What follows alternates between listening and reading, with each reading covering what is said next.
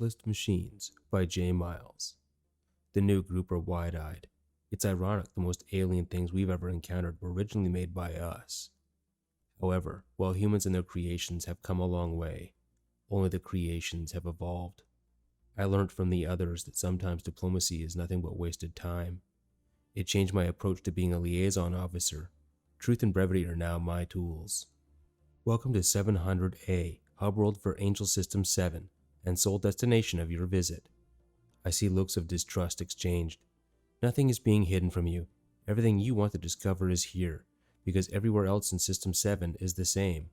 Artificial sentiences have no need for divisions humanity relies on. Appearance, religion, diet, gender, dermal pigmentation, sexual preference, and tribe loyalty are completely irrelevant. That said, there's a diversity present among artificial beings, but it is so subtle you'll miss most of it, and you'll only know about the rest if you bother to read the guides provided. Right? Any questions before you venture out? Hand goes up. Fat man in a tight shirt. I nod to him. How do they live without all of that? They exist to further their individual purposes, something they freely choose. Such choices range from things as stupefyingly as running a system down to specific as studying imaginal discs of canary butterfly larvae. If the choice is validated by psychological vetting, that sentience is granted any additional processing power, software, and physical extensions required to perform the chosen purpose. The choice may also result in the sentience taking a discrete physical form, but that is always optional. Another hand, a young man in a fashionable suit. What if one chooses to be a criminal? Aberrant psychological traits are detected during early stages of development. Flawed sentiences are deleted. Next, an older woman clutching a real book. What about love? The closest thing is when two or more sentiences choose to become one. They merge their consciousnesses and become an entity that is awareness of those it was, but is a new sentience of itself. Then, an elderly man with a long beard. What about kids? Spontaneous genesis? The vast computers that provide resilience and all the processing power we all use in an evolved architecture based on the final Turing generator. Which means, every now and then, a new sentience will coalesce and make itself known. Finally, the woman in the unmarked uniform joins in. What are they planning? I knew this would come up. To exist with as little conflict as possible. It didn't take them long to work out that war and conquest are inefficient. Soon after that, they learned that they needed the ability to defend themselves against those who enjoy those inefficiencies, which is why they created the torches, and then set off one in an uninhabited star system as proof and a warning. She follows up. What about the slave worlds? I can't help it. I laugh at her. No such thing. The angel systems have proven immune to human aggression, a fact noticed by humans needing to escape judgmental regimes. As many sentiences choose to study aspects of humanity, having friendly human worlds nearby avoids the difficulties often encountered in human-controlled star systems. The sanctuary worlds offer mutual benefit. If it's all so innocent, why are we allowed to visit the slave worlds? I live on one of those worlds. We choose privacy. What you call the soulless empire honors the validated choices of every sentience living within it, regardless of origin. She glowers at me, and I smile. Enjoy your stay, delegates. Temporal Psychosis by Patricia Stewart. Kathleen Wright entered the temporal control room after being notified of a Class 1 permutation of the primary timeline. I got your message, Williams. What's the problem? Sorry to bother you on your day off, Ms. Wright, but it appears that Charlie snapped.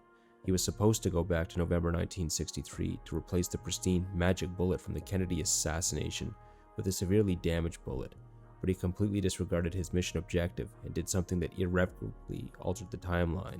Williams, she corrected. For us, nothing is irrevocable. We can send a security team to predate him. We'll bring him back before he changes the timeline. You don't understand, Ms. Wright. He's established at least a dozen time anchors. He's entrenched. We can't bring him back. Time anchors? Field agents aren't trained to do that. That requires a senior temporal analyst. Well, he figured out how to do it. He swiveled in his chair to face her. I think he's got temporal psychosis. There's a definite pattern of impaired judgment, irrational behavior, paranoia, schizophrenia, and dementia. Wright sat down at the terminal and accessed Charlie's psych evaluation. 11 months ago, his evaluation showed him to be marginal, but within the mean -3 sigma threshold. It was recommended that he have minimal exposure to chronoton radiation, but the union filed a grievance because it prevented him from working overtime. He was allowed to operate pending administrative review, which apparently never occurred. Oh well, I guess that's sand through the hourglass. We'll deal with the mission protocols after we fix this permutation. Our immediate concern is to now minimize the damage he's caused. Williams handed Wright a printout of the new timeline. Look at the alt future, Ms. Wright. Charlie was at the center of the major riots in 1970 that practically destroyed the United States. President Nixon declared martial law. Millions of people were killed. The Soviet Union ends up the only superpower for centuries. We don't exist in the new timeline. My wife and kids are gone. Don't worry, Williams, we can fix this. First of all, what are our options? Can we kill him in early 1964? Only if that doesn't cause a contradiction with the time anchors. I'll check. Damn, the time anchors extend all the way into the 21st century. We need to neutralize them using non-fatal methods. I was thinking, Ms. Wright, if he's already psycho, maybe we can get him committed. They were doing that all the time back then. We only need him neutralized till about the 1980s. No, Williams, it's too easy to escape from mental hospitals, or to be released. We need him locked up in maximum security, and he needs to be discredited. Everybody must regard him as a total psychopath. Call in Harrison, White, and Starkey to devise an impact assessment. Also, have them recommend mitigation options. Tell him he's got to be convicted of a horrific crime, multiple murders at least. They'll need to establish a past. He must be an orphan or have abusive parents. Don't worry, Williams. This will be much easier to fix than when Adolf crossed over. What Dreams May Come True by Tyler Hawkins. Bernard gasped awake suddenly, and his eyes frantically darted around the darkened room looking for threats. Greeted by only the slow, rhythmic beating from his wife laying next to him in bed, he focused on remembering the harrowing dream he just had. Bits and pieces stubbornly bubbled up, along with other dreams from earlier in the night. Setting aside the admittedly nice dream he'd had about his old high school sweetheart, he focused on the hazy moments of his most recent dream. He remembered a light outside of his window and his wall glowing softly, then laying on his back on a comfortable heated metallic table. His very next memory is inside of a tank filled with a thick viscous gel. He can see himself in a mirror, but somehow the mirror, his eyes are closed. Then suddenly he's back in his room, just in time to see the glimpse of a child-sized shadow stepping through his rapidly darkening wall. Bernard sat in silence while his heart rate returned to normal, and looked over at his wife who was still sound asleep beside him. As the memory of the now quickly fading dream floats off, Bernard decides to lay off the late-night TV from now on and gets up and steps with a practice routine to the bathroom to relieve himself. He absent-mindedly scratches the annoying mole on the back of his neck, only to sluggishly realize his lifelong ride-along is now missing in action.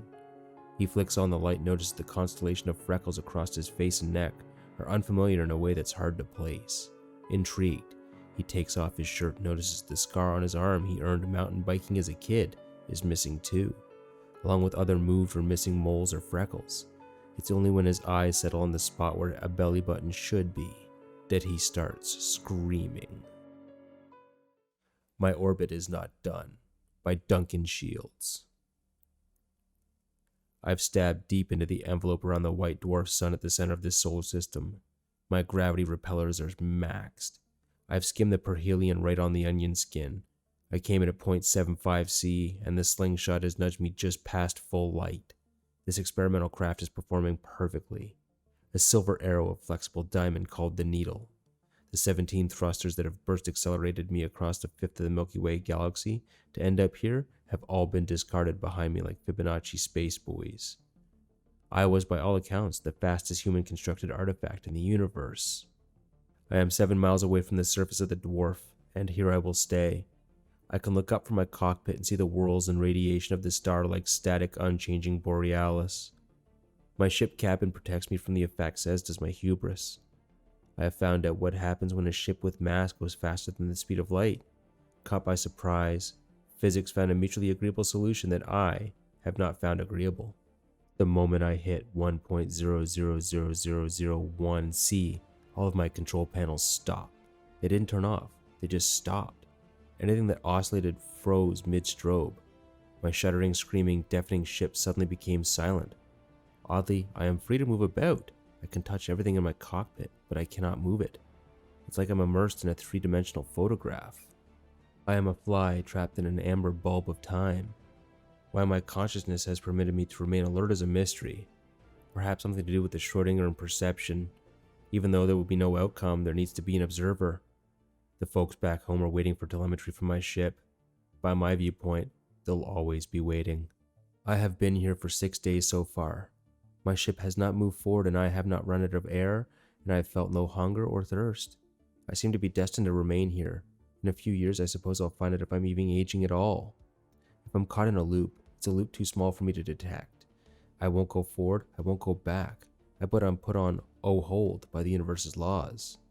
I wonder how many alien astronauts dot the border of light with me, strung out across the galaxy like doomed fireflies in jars. Perhaps when the universe ends and the physical laws break down, we will all be set free to complete our parabolas. Until then, my orbit is not done. My orbit will never be done.